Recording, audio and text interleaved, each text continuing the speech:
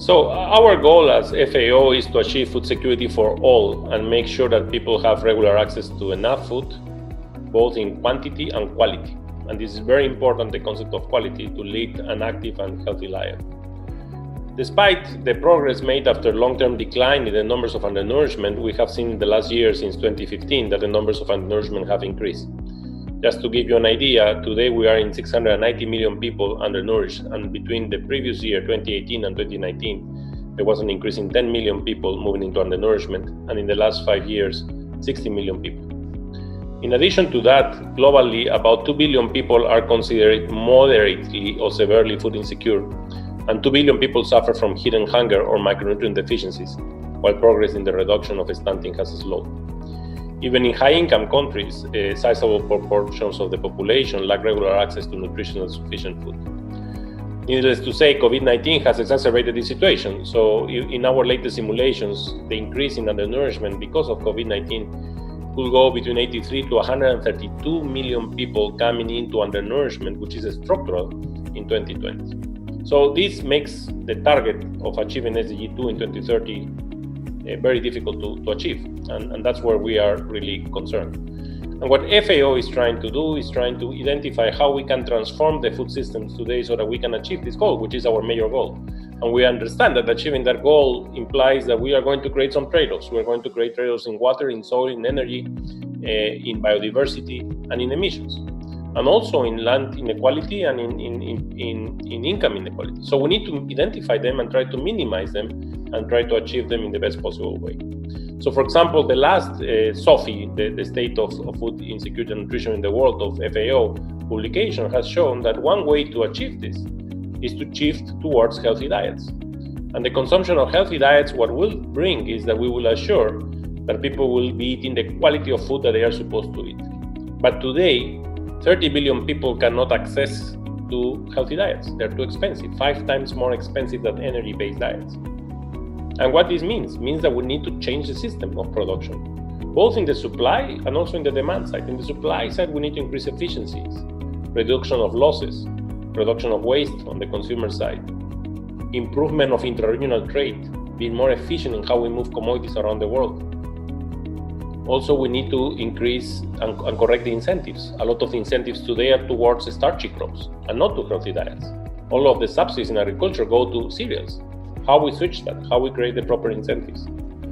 How we also, even in the emergency situations and through the safety mechanisms, the safety nets mechanisms, we provide healthy food rather than just cash to buy food without putting conditionalities. So there are many changes that we need to put in place, but we also know that the switch towards consumption of healthy diets, if we can make them affordable, will reduce non-communicable diseases in around 90%.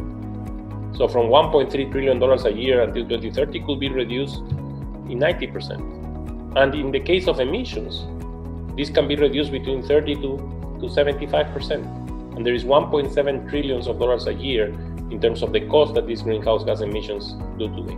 So there are opportunities, there are possible changes, and FAO is trying to work on that, trying to work on reducing inequalities and to assure access to these healthy diets. But for that, we need to have policy programs and legal frameworks in place. We need to improve governance and coordination. We need to bring evidence-based decision-making, and we need to turn commitment into concrete action and investment. And FAO has lately launched a big program called Hand in Hand initiative, which is exactly trying to do this, but looking into the countries which are the most vulnerable, the least developed landlocked countries, the least developed countries, the food crisis countries, and large countries with significant concentrations of poverty. And we're using territorial approaches and latest technologies to be able to try to target and be more effective in the way we release constraints so that farmers can gain bigger profits so they can move out of poverty. Again, this is a huge food system transformation, but we need to do it now. We need to accelerate. If not, we are not going to achieve the 2030 goal. It's a huge task, but I don't think it's not feasible. I think that if we start aligning incentives and we start doing the proper targeting and effectiveness of policies, we can change things. And that at least will make us allow to, again, come back to the correct trend. No? Today, the trend on undernourishment is in the correct way. It's increasing. It should be decreasing. It could be that we don't achieve the 2030 goal. I hope we can, but if not, at least we should have the correct direction towards achieving the 2030 goal. So FAO analysis shows that most of the observed volatility in coffee prices can be attributed to coffee market specific shocks. So specifically, supply shocks dominate movements in coffee prices, so 70% of the total shocks, more so than any other factors, including precautionary inventory demand for coffee, fluctuations in macroeconomic variables, and energy prices. So this means that to build a sustainable coffee sector, reduce market volatility, and ensure sustainable livelihoods for coffee growers, especially for the poor ones, our attention is and should be placed on market fundamentals. It is important to bring about a permanently improved balance between supply and demand. On that basis, FAO is supporting the work of International Coffee Organization, the ICO, in the provision of accurate, reliable, and timely market information and analysis, in addition to advocating an increased and coordinated actions among the coffee producers, particularly in controlling output expansion. FAO also is looking at sustainable production strategies.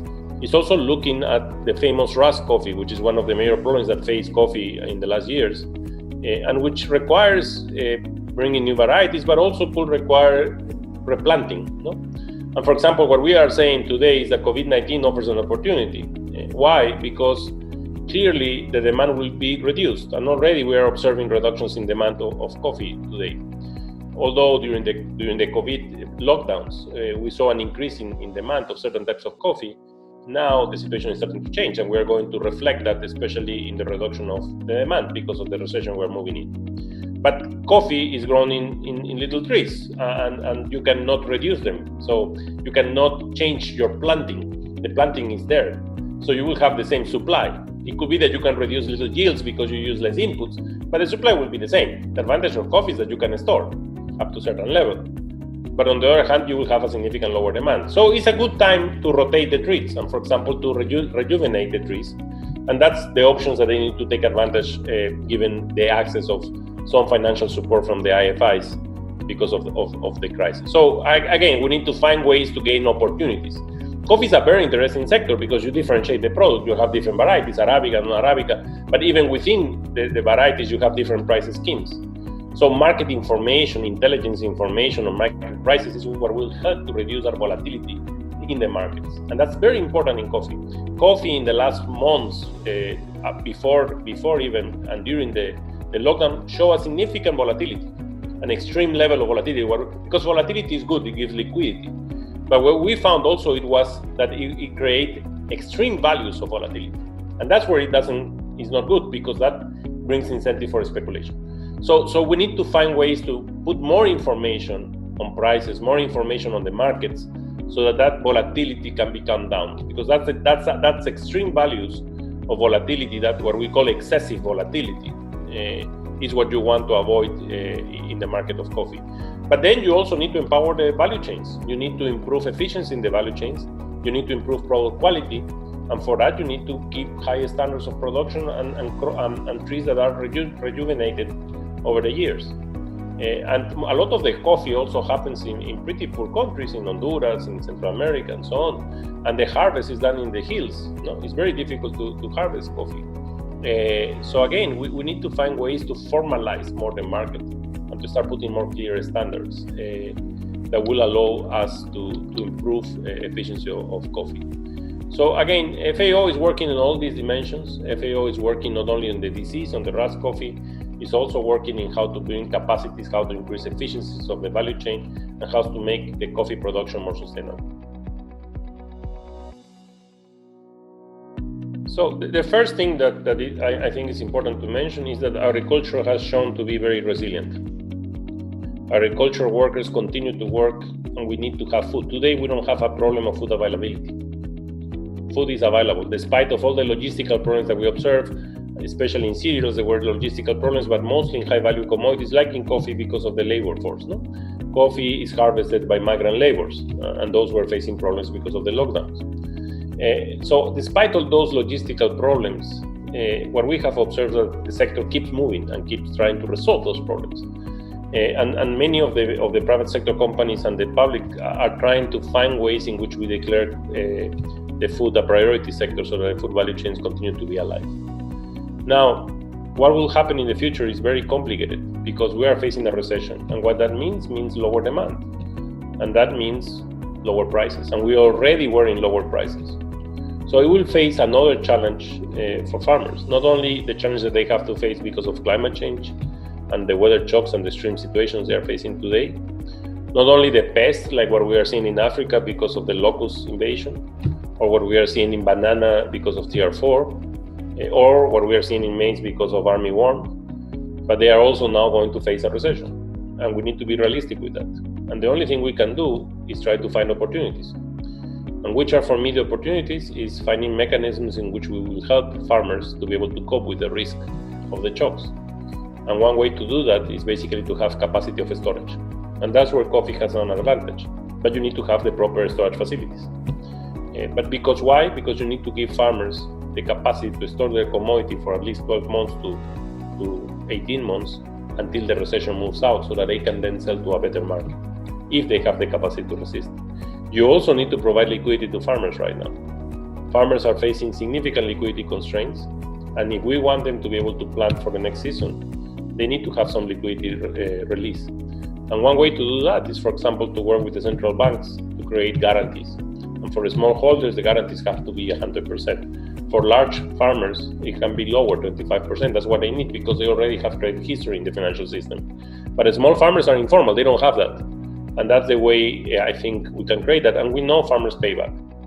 And guarantees conditional on delivering the products to the local market if they don't have an international market, if this is export-oriented products, or to deliver them to food banks.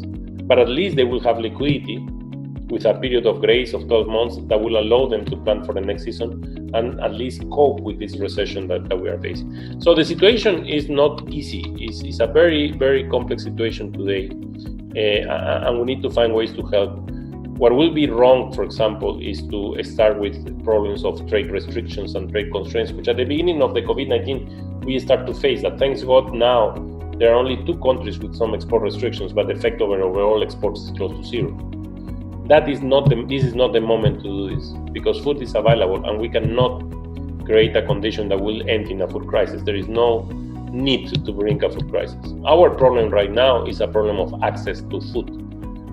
People having money to be able to procure food, to be able to buy the food that they need. And that's an income issue. And that's what we need to be focusing. So again, I think we need to be realistic of what we are going to face.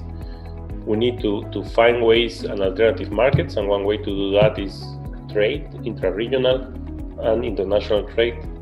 But we also need to find ways in which we can provide liquidity so that they can do planting for the next season. But specifically in the case of coffee, the liquidity will be important, but also taking advantage to do the investment you need so that you improve your yields in the next season after we pass this recession.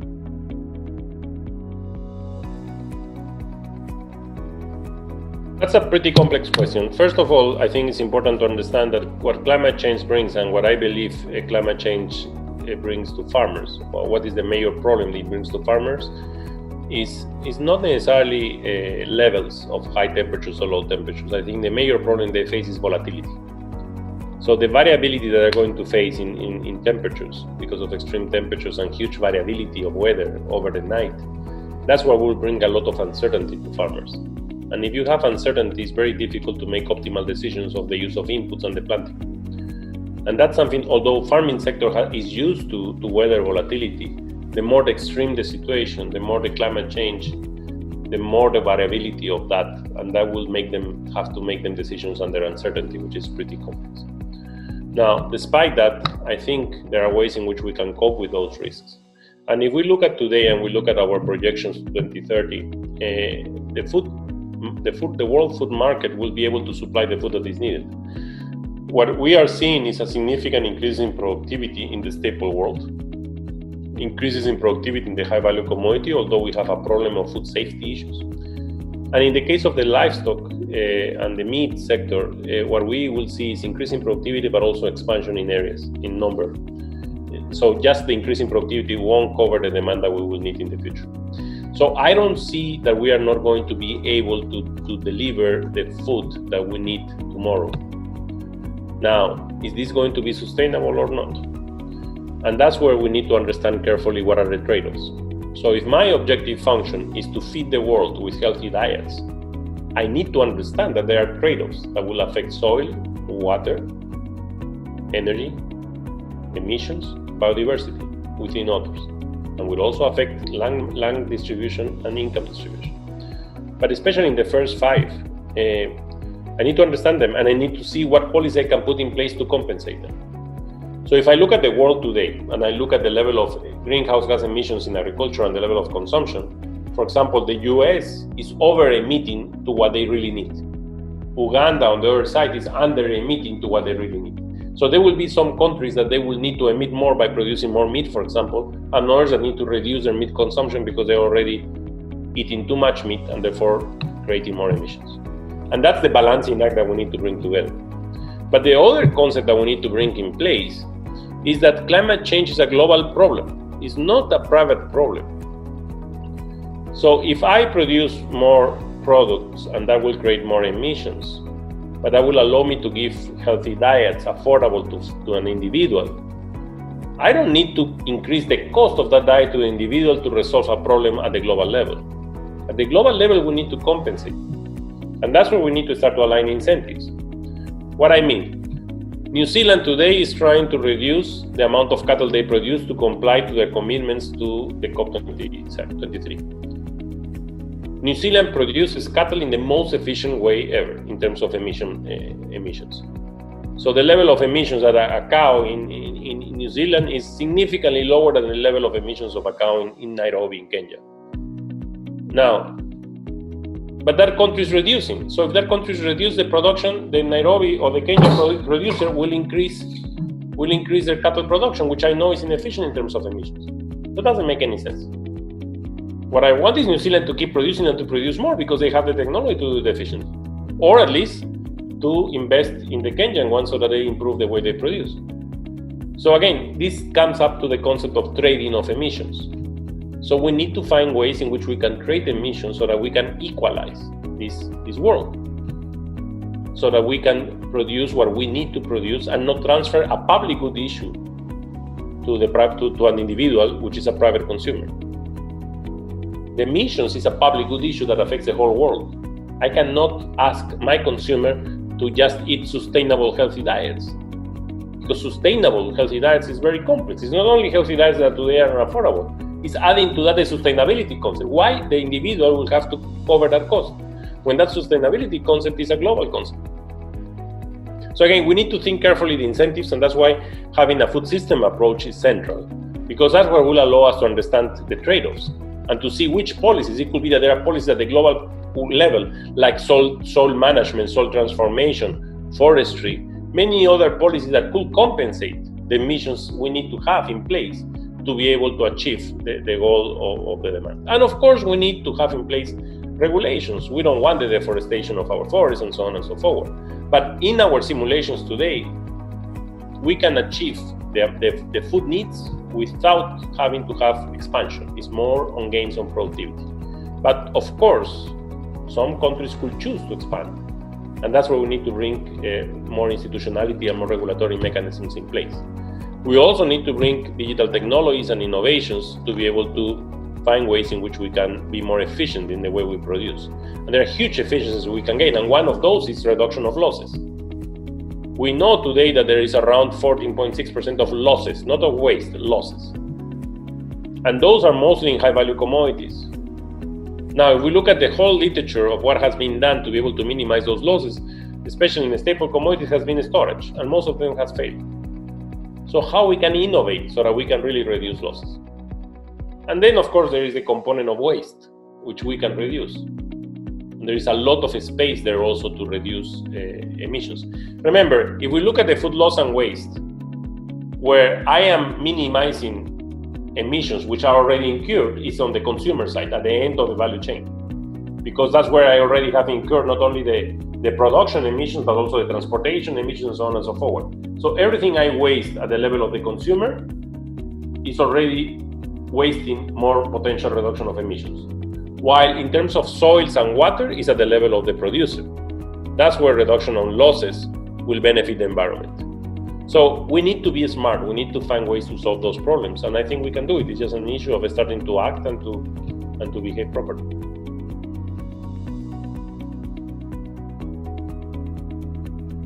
Yes, so look, FAO major goal is SDG 2 and of course SDG 1, which is the poverty goal. Why? Because almost 80% of the world poor are in rural areas.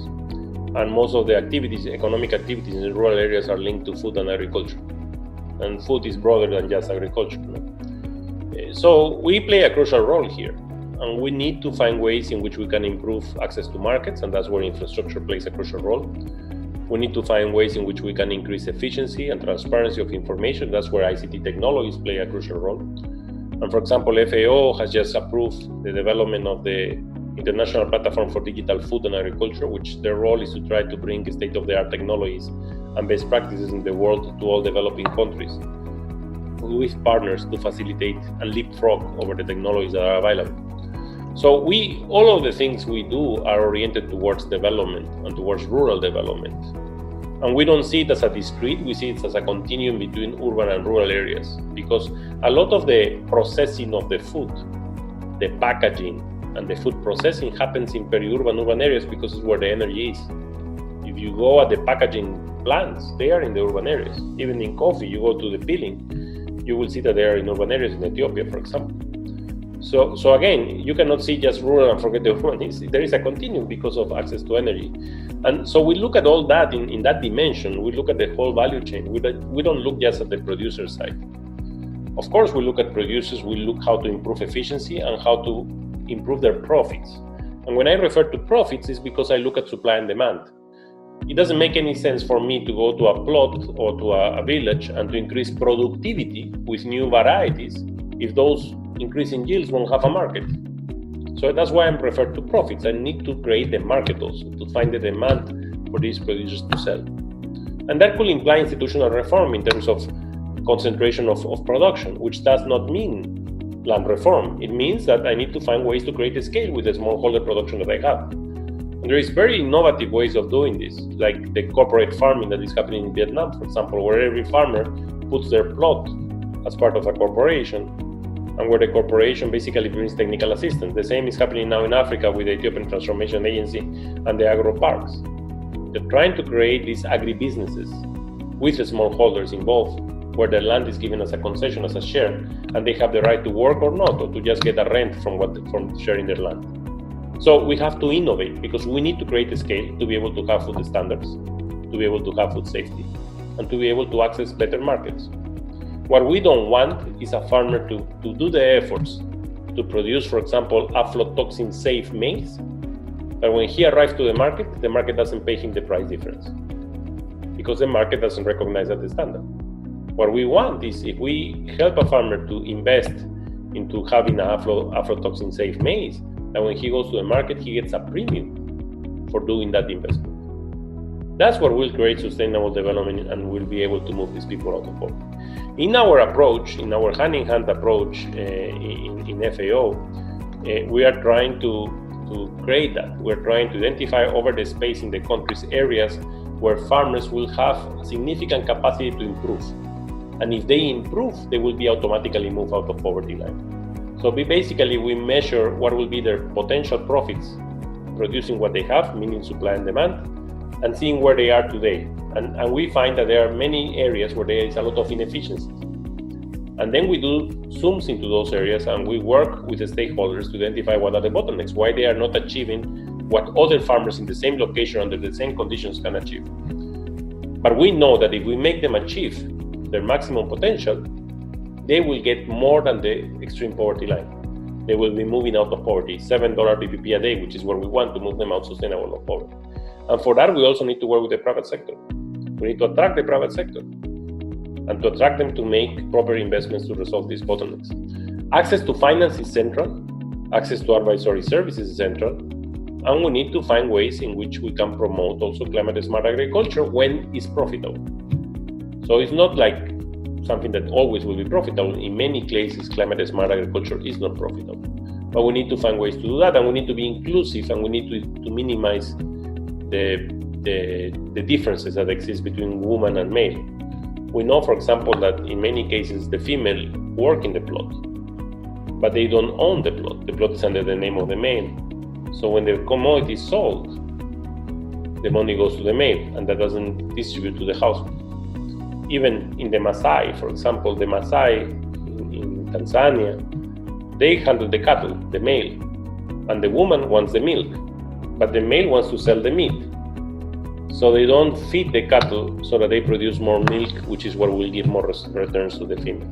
So again, all these differences need to be resolved, but that's our job. Our job is to try to find ways in which we can move people out of poverty, and in which we can, through a food system approach, trying to make them move into a better situation that will allow them to sustainable move out of poverty.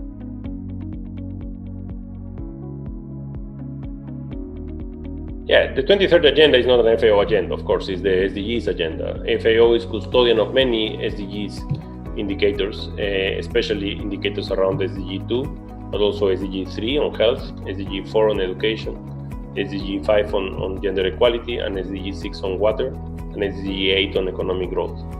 We also play a role in infrastructure, SDG 9, and inequality, which is central here, SDG 10, because inequality is huge in rural areas. And of course in SDG 14 and 16 and 15. So we play a role in many SDGs. But our job right now is to find ways in which we can transform the food systems so that we are able to achieve mainly SDG 2 and 1, but taking into consideration the other SDGs. For example, the SDG in water is essential for FAO. Why? Because food brings water. Food has water. And we move food with water, but we don't price that water. So virtual trade of water is something that we are looking at to try to minimize those roles. We also look a lot at inequality. We believe that the only way we can do that is reducing inequality, and infrastructure plays a crucial role of that, and that brings SDG 9. So many of these dimensions play a role together. But again, our core objective function is SDG 2, and achieving that requires all the other SDGs to operate. We normally look at SDGs as silos, and that's a big mistake. In FAO, we are thinking differently now. We are looking at it as a system, and all the SDGs plays a role. There is no way we will achieve sustainable people moving out of poverty if we don't reduce inequality in the world. And that's what we will have to do, especially in rural areas.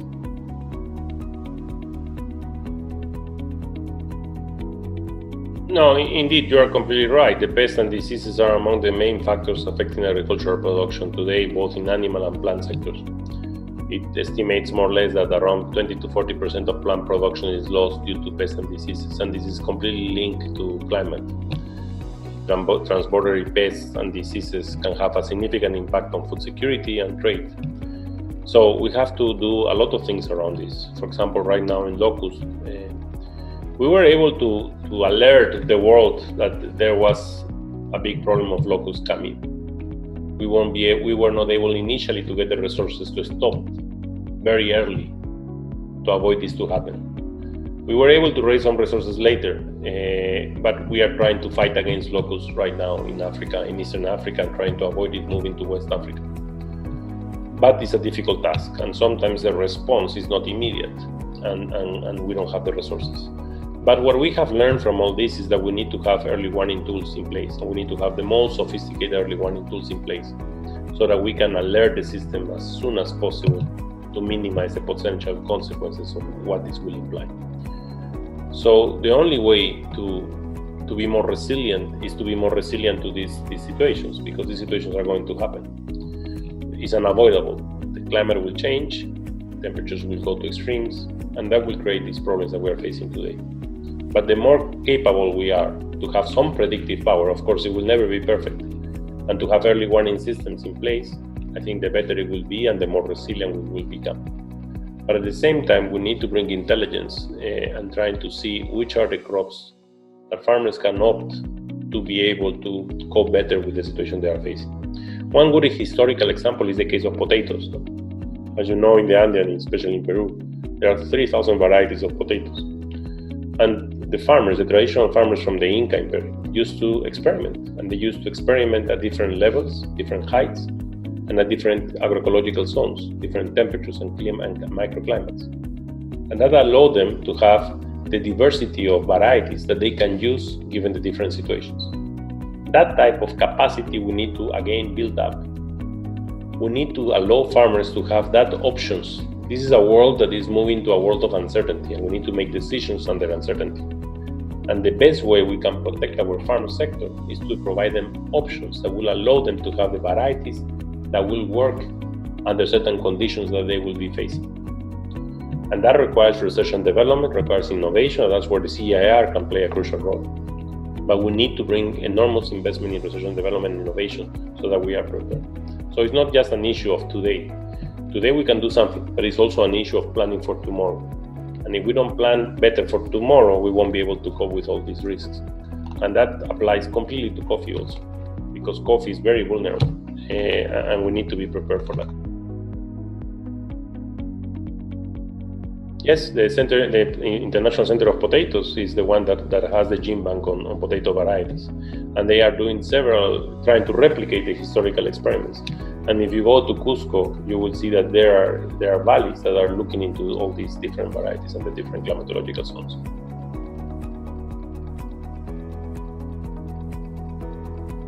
We need to understand that agriculture is not a competitive sector.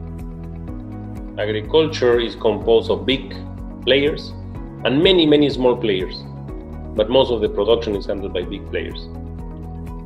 If not the production, the trade is even worse. It's highly concentrated. Also, if we move to the input markets, it's extremely concentrated.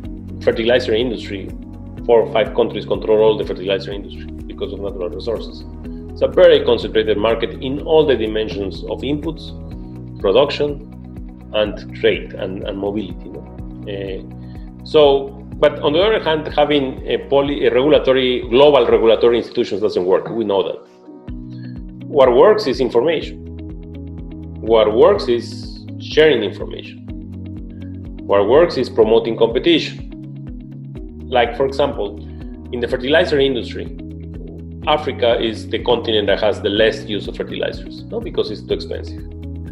So for years, we were talking about building the plant of fertilizer in Nigeria because Nigeria has the natural resources, and that will open competition. There will bring one more player to the world, and that reduces the price of fertilizers to a level that will allow Africa to increase consumption and use of fertilizers. And of course, as a consequence, to increase yields and to increase their wealth.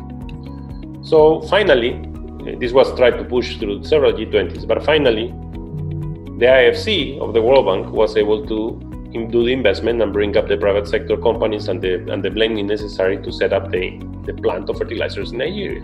So Nigeria has one of the biggest plants of fertilizer production that could supply fertilizers to all Africa. The capacity of that plant can supply to all Africa. But when you go and ask the plant, where do you sell? 80% goes to Latin America. And why? Because it's too costly to move fertilizers across borders in Africa. So the solution that we thought was the solution to create a new player was not the solution at the end of the line. The solution is to promote more trade intra-regional and to improve the infrastructure of transportation so that fertilizer can move at a cheaper rate. So again, this brings to the concept of complements. No? We need to complement policies. It's not just one thing. So I don't see the solution is to create antitrust and global anti-competitive measure. No. But regionally, yes. Like Europe has a good regional antitrust mechanism. Africa could have a regional antitrust mechanism, and that's the role of the African Union. They need to empower that. But at the country level, it will be too complex because it will be too complex to have the capacities and the skills to do these regulatory mechanisms, because companies will be able to afford better stuff and therefore they will always win you in terms of these cases. But at the regional level, yes, we can replicate what happened in Europe.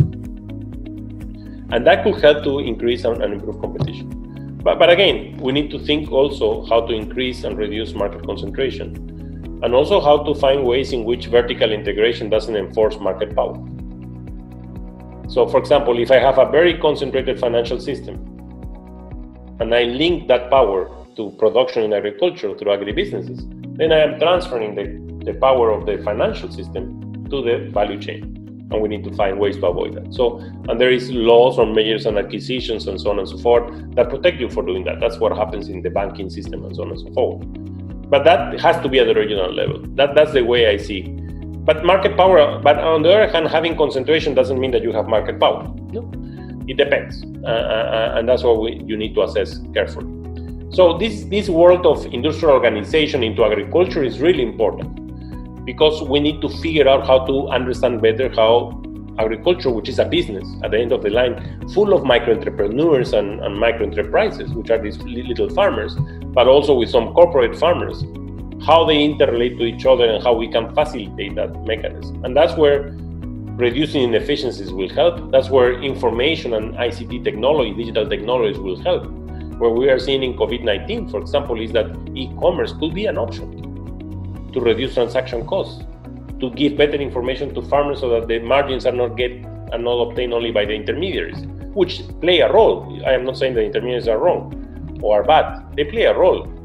But if we are able to find better ways to reduce that value chain and the distance, then it could be that their role is gone and the farmers can get more earnings as a result of that. So we need to find all these ways that will increase competition, will increase access to market, and will also allow for more product differentiation. In agriculture, we need to increase product differentiation. That's what will give more revenue to farmers. And in high-value commodities, we do it, but mostly for export commodities, but not for local markets. And I see that's where the innovation can go, so that we can have better qualities, differentiate products, and consumers will choose what they buy, depending on their income, of course, but also depending on their own taste and behavior. So I think that's the way we need to take this, and that's the way we need to analyze the current market structure. But for sure, agriculture is not a competitive market.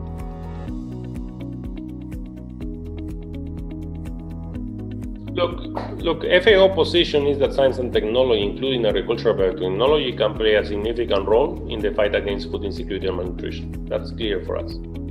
So regarding GMOs and genetic modification, which is used to produce genetically modified organisms, or GMOs, FAO thinks that GMOs can help in some circumstances to increase production and productivity and thus contribute to food security and nutrition. However, it is important to be aware of the concerns that GMOs could potentially pose risk for humans and animal health and environment. So the most important thing for us is to be evidence-based, and every country has to have their evidence and make their own choices based on that evidence. Our job is to provide the evidence, and then the country will make their own decision of what they want to do.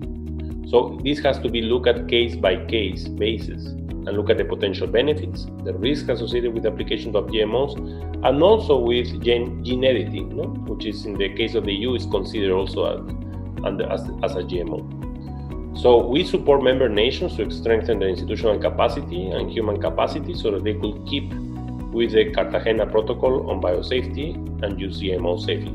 That's the important thing. So how is the ultimately decision of the country on using or not using GMOs or any biotechnology is something that the member nations will take. We just contribute by providing evidence and capacities.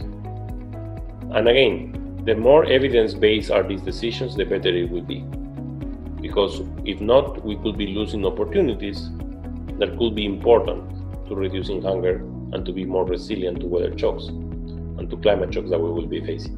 But again, it's a decision of the countries to do that.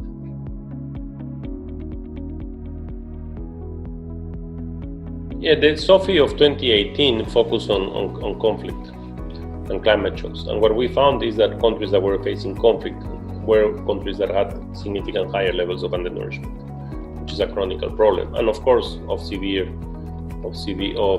acute hunger, which is more a temporal concept of hunger. So conflict, and we see it today in most of the 55 food crisis countries that we have today, in many of them is because of conflict. The ones that are doing the worst are because of conflict. So conflict reduces opportunities, reduces access to market, reduces capacity of people to work in their land. They will be moved out of their lands. And that's all the things that you don't want to happen. So what we can do, if you are moved out of your capacities to do your work, the only thing we can do is bring safety protection, social protection. So FAO has a significant program for emergencies on social protection policies that can play a role of prevention and can respond very quickly. We work together with the World Food Program on this so that we can at least provide the requirements, the minimum requirements that these people that are affected by conflict can get to be able to continue their subsistence and to be able to avoid them moving into a phase 5, IPC phase 5, that will be basically detrimental of their lives. it affects labor force, it affects their sources of income, and we need to avoid that. What we are trying to do nowadays with the Hand in Hand, for example, initiative, is trying to work in areas which are not in conflict, but which are in close distance to areas in conflict, trying to empower the value chains in those areas so at least we can attract labor force from conflict zones. That we believe could increase also the resilience of the people that are living in conflict zones, especially when the conflict disappears. Because the problem is, once the conflict is over, people don't have any assets to keep doing things. And it will take them years to be able to recover their livelihoods, to be able to start to produce again. And that's where we believe creating these extended value chains could help them to increase their resilience and at least to keep some of their livelihoods so that they can resolve the situation they are facing today. So we provide data and analysis related to food security and nutrition in conflict zones. We develop local contextual analysis to understand the root causes and drivers of conflict and try to work on trying to create rural development to minimize that in the future. We support early warning and information systems linked to decision making and actions, such as the early warning, early action system that we have in place. We promote equitable access to natural resources, which are often cited as one of the main drivers of conflict, by strengthening the efficiency of conflict management and mechanisms to address these disputes. We create incentives for collaboration between and within communities to contribute to social cohesion. For example, the Dimitra clubs to promote social mobilization and participation of rural people in economic and political and social life of their community. We partner with civil society organizations, farmer organizations, and cooperatives. We directly provide livelihood assistance to farmers, pastoralists, fish folks, and forest-dependent communities, and interlink agricultural assistance. We have a whole program of cash system transfers, a program of delivery of e-vouchers of extension for emergencies, and we have a whole unit of FAO linked to resolve the problem of emergencies. And conflict is one of the core issues that we're trying to resolve. But we do it in partnership with our major UN partners.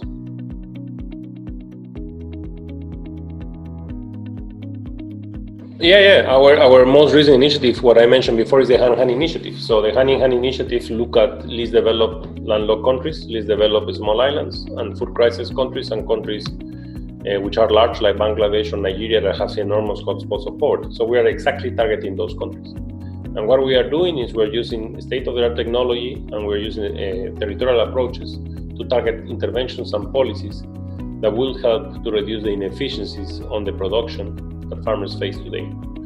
And we customize interventions. So we are not using one intervention for the whole country. On the contrary, we're going into the space of each country and target policies and interventions in each of the different areas. And then we have a mechanism of matchmaking in which we bring donors to match those needs, because we design investment plans and we do roundtables to identify what are the priority bottlenecks. We prioritize them, and then the investment plans are designed to resolve those bottlenecks. The Hand in Hand initiative right now is covering around 55 countries, which are most of these countries that you are referring to. It's an initiative that will go for 8 years. And it has clear indicators. It has an M&E system in place with clear monitoring and impact indicators. And it works in partnership with the private sector, with civil society, and NGOs and universities. Why? Because we want to bring best practices, but we also want to attract private investors where the private sector can do something. So we're working with series of companies to try to bring solutions. For example, working with MasterCard to try to bring financial solutions, working with Syngenta on technology, with Mars on production techniques and identifying aflatoxins. So the whole thing that we're trying to do is to find ways to increase efficiency of interventions. We are also developing a GIS platform, which we launched today. It's called the Hand in Hand Geospatial Platform, Hand in Hand Geospatial Platform, launched today, which brings 20 units of generation of data of FAO across the different water, soils, land, productivity, yields, socioeconomic variables, pests and diseases, together with data of our partners, so that we can improve the way we target and do our geographical and territorial approaches. We are also developing a system of information of what donors are doing over the space. So I don't only want to know, like for example in Haiti, that there are 20 donors, but I also want to know which projects they are doing. So that if we find a problem, we identify if somebody else is working on it and fix it if it is not working well, or if not, we identify the gap and we bring an investment plan to resolve that problem. So it's a very targeted approach, very tight in time, but the goal is not to let anyone behind and to especially target interventions in this country through multi-sectoral policies. And not only doing interventions, but also bringing in the policy environment. We have a program called MAFAP, which exactly tries to bring policy designs to create proper incentives.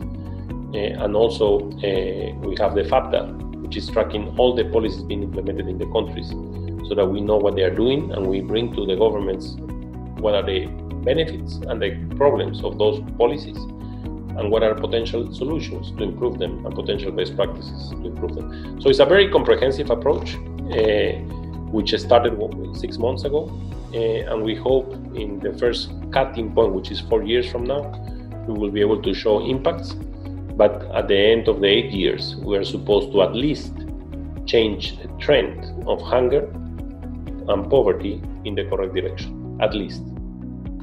We don't think we will be able to achieve the SDG goals, but at least we will be able to correct the trend so that we are in the correct direction of reducing poverty and reduction of hunger.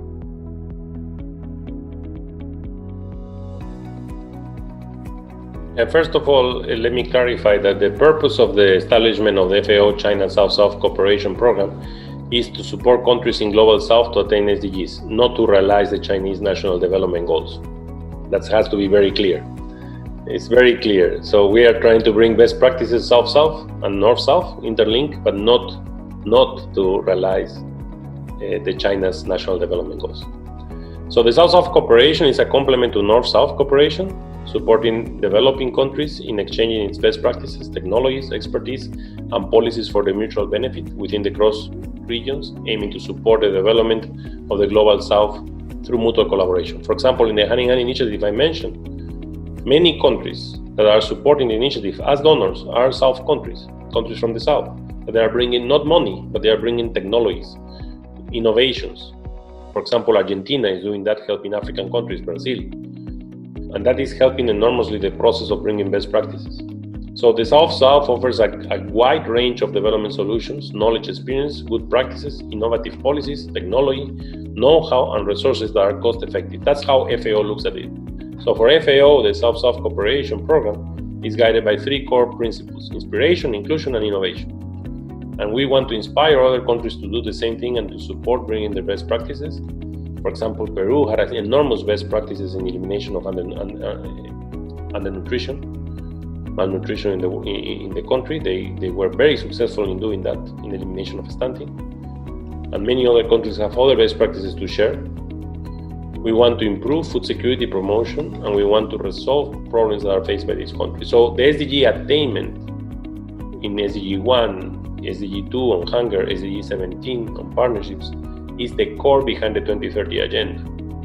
And that's what we want to touch with this South-South cooperation. So again, I think it's a way to learn from others and to improve and to leapfrog. And the goal is not to leave anyone behind, and that's what we are aiming to do in the Hand in Hand initiative, in our South-South cooperation program, and in the way we are working with all our members to achieve SDG 2 and SDG 1. We can learn from each other as much as we can.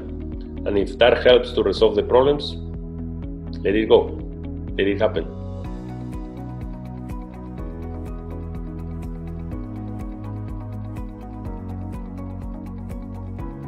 Yes, we can feed the estimated 9 billion people today. If we look at our projections, in the case of staple commodities and high-value commodities, mostly through productivity gains, not even for expansion of land. If we go to look at the meat sector, it is because of productivity gains, but also expansion of land. That does not mean that we're going to do it in a sustainable way. And that's the challenge. The challenge is how we feed this population, giving them access to healthy diets, not only to energy-based diets, but at the same time assuring that we don't push our limits of our environment. And that's where we need to find ways to minimize those trade-offs, because achieving that goal of feeding these people with healthy diets is going to push some of the boundaries. So how we minimize those trade-offs? As I mentioned, just switching from energy-based diets to healthy diets will benefit the reduction of emissions in between 35 to 75%. Will benefit the reduction of health costs in 90-95%. So we're talking of $1.7 trillion per year until 2030, $1.3 trillion per year of 2030 that we can save. But there are other trade-offs in water, in soils, and so on. Reduction of food losses will help substantially at the producer level. That's why I say losses, to reduce those trade-offs on water, on soils, on energy. And reduction of waste will help also improving the environment. But what we need to be clear is to differentiate what is a private good, what is a public good. That's the only way we're going to achieve this goal. And for that, trade is central. Because a public good is at the global level, and we cannot make the poorest consumers to afford the cost of what is happening in the environment today. We need to find a way to share, and we need to find a way to work together, and that's why multinational cooperation, multilateral cooperation is central. We need to reactivate what was established in Kyoto but didn't work, the trade of emissions. That needs to be reactivated. We need to find ways to create that. There are new alternatives right now happening. Costa Rica and Spain are trying to promote new ways, but we need to accelerate again this idea of trading emissions. That's the only way we're going to achieve feeding these 9 billion people and doing it in a sustainable way.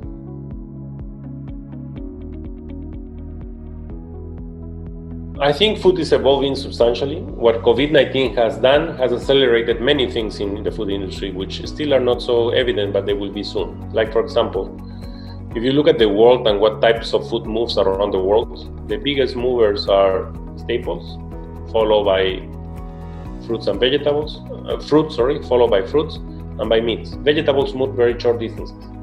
What is going to happen in the future is that vegetables will start to be produced closer to the urban areas. Why? Because controlled environments are cost effective today. So horizontal farming is going to accelerate, and it's accelerating a lot. The other thing that will be happening very soon is automatization, and we are observing that already in the European countries. Because of COVID-19, the acceleration to automatization, especially in the packaging industry, in the processing industry, has moved substantially.